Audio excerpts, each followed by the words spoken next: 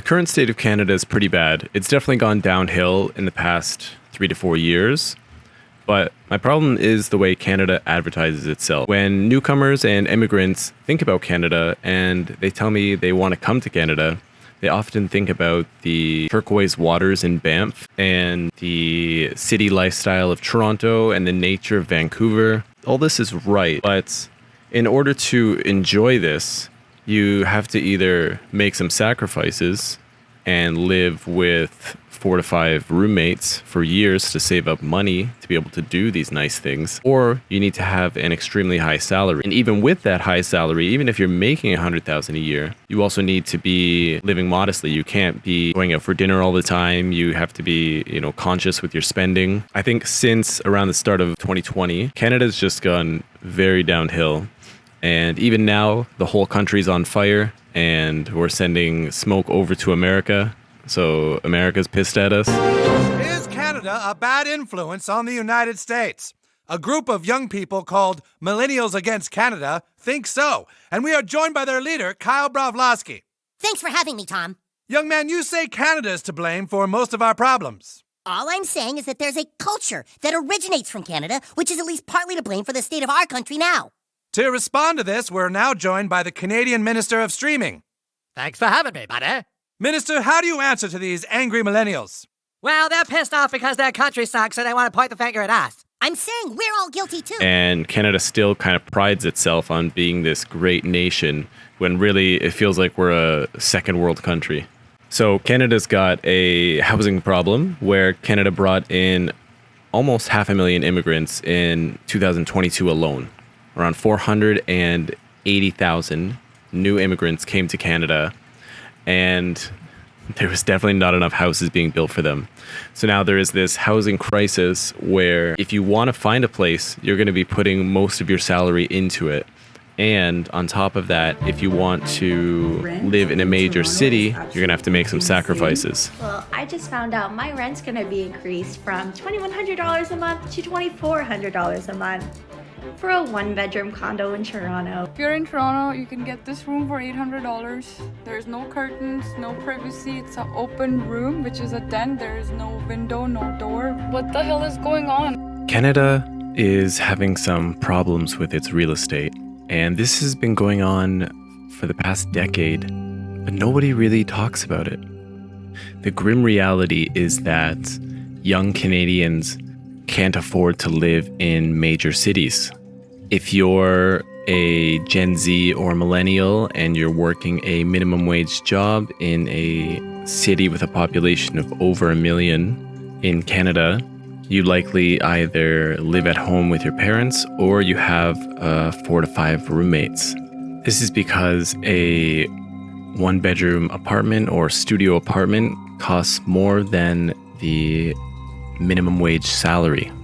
Welcome back to the channel. My name is Cameron. You're watching Cameron Explores. Today we're looking at the grim reality of Canadian real estate and how future Canadians will probably never own a home.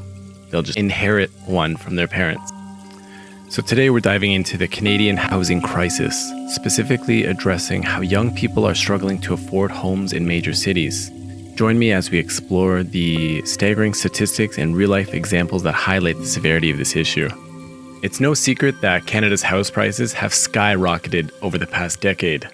Canada's major cities' prices have been increasing over the past decade, making it increasingly difficult for young people to enter the real estate market.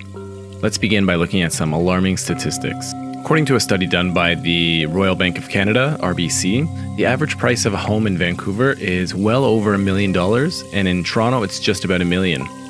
These staggering figures are far beyond the reach of most young professionals and families, particularly in the face of stagnant wages and rising living costs.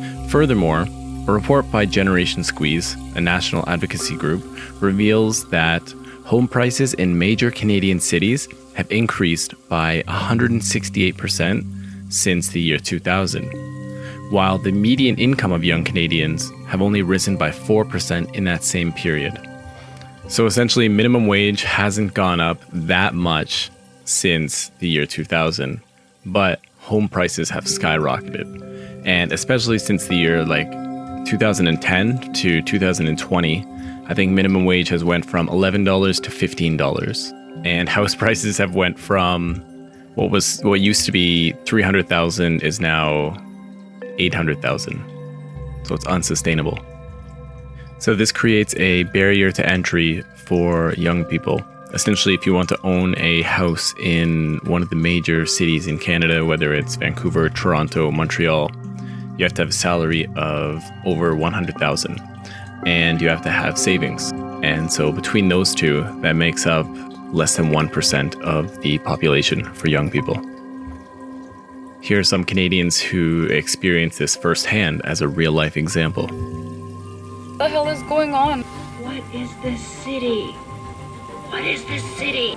The average rent for a one-bedroom apartment in Toronto right now is $2,481. That's 20% higher than the year before. And we're not talking about big places. We're talking about around 500 square feet. So that likely means a small kitchen, small living room, small bedroom, not much space for almost $2,500. And not only that, but the rental market is insane. I talked about it a little bit earlier as I was looking to rent a place in Toronto and I wanted my own apartment, just a studio apartment. And I literally couldn't afford it even though I'm working for a bank. My 9-to-5 job is working for a bank, which is supposed to be kind of a good job in Canada. It's a stable, not high income, but good income. And I can't even afford my own place. And while searching for a place, I noticed some particularly racist ads.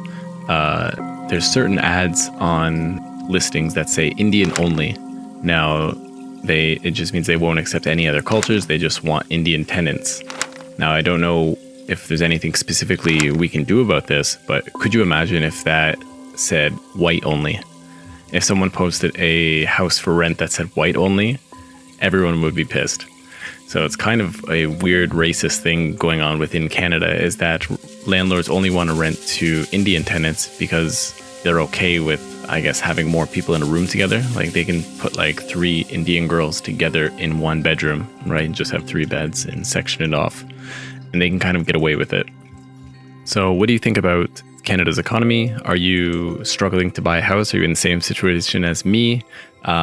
Many Canadians are planning on leaving Canada for other countries just because they can't get ahead in Canada. I'm currently looking into going to Japan and having a work from home job in Canada so I can have a Canadian salary while working in Japan or while living in Japan. And it'll be a much better lifestyle.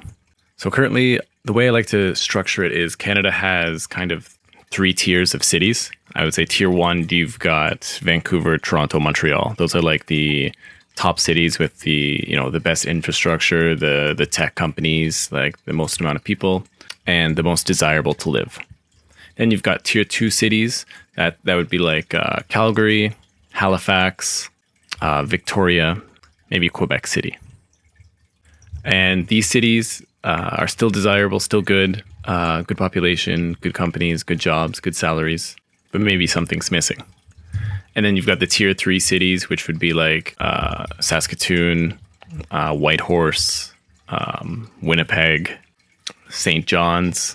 And essentially these tier 3 cities are lower in population, lower in income, maybe higher in crime. There's still good cities with good populations, but something's missing that puts them lower.